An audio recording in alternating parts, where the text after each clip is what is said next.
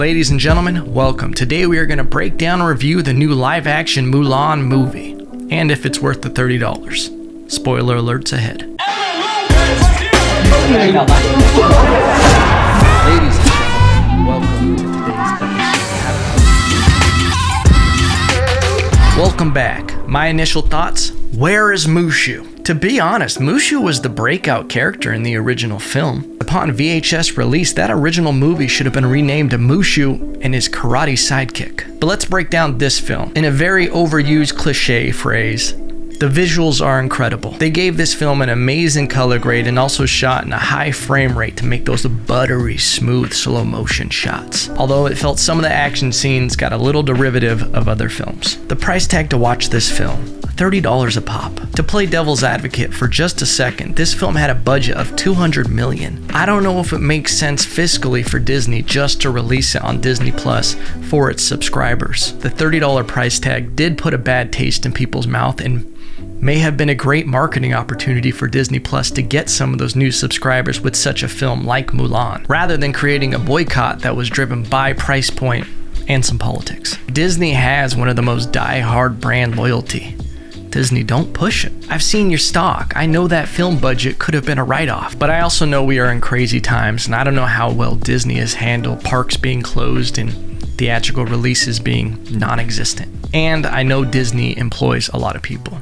If you have more insight on that, leave it in the comments. My overall thoughts of the film. As a standalone film, it's great. I enjoyed it. At no point did it feel slow or I wanted to turn it off. I thought it was a great movie and a great message. Like I clichély said earlier, the visuals are incredible. I have nieces. I would love them to see this movie. I think it's a great story to tell. We all have a chi inside, and once you accept your gifts and who you are, you'll be your greatest. But here's where I thought they missed an opportunity. Trying to capture the essence of what made Mulan great in a live action, they left out the most important part.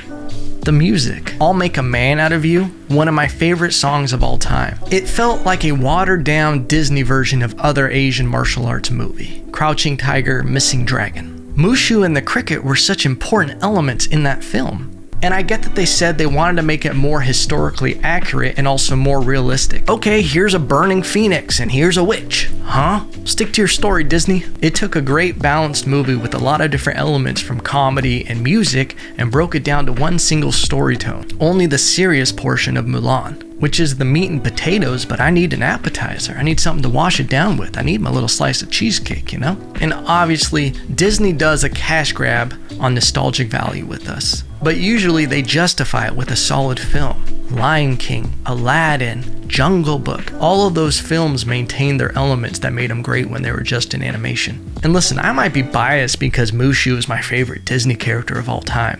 But taking Mushu out of this film is just as impactful as like taking Genie out of Aladdin. And before you throw your computer out the window right now, listen, the comedic relief that Robin Williams and even Will Smith brought as Genie in the Aladdin movies, Eddie Murphy brought just as much comedic relief and balance to the initial Mulan movie.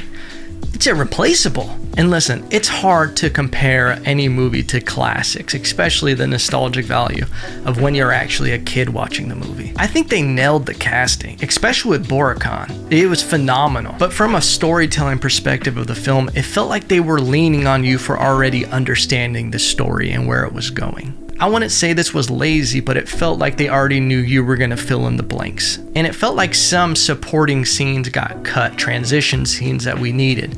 Sometimes it felt like we just jumped from scene A to scene D, like they had an editing crunch that got cut out. One addition that I really liked with the movie is the creation of the witch. From what I remember, it was just a falcon or a hawk, some form of bird of prey.